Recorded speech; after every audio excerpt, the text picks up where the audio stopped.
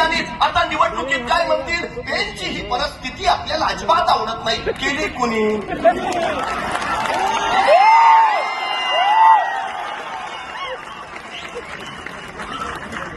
आता बेलकरांनी ठरवायचं आहे तुम्हाला विकासाची खिचडी हवी का प्रगतीचं शिवभोजन हवं.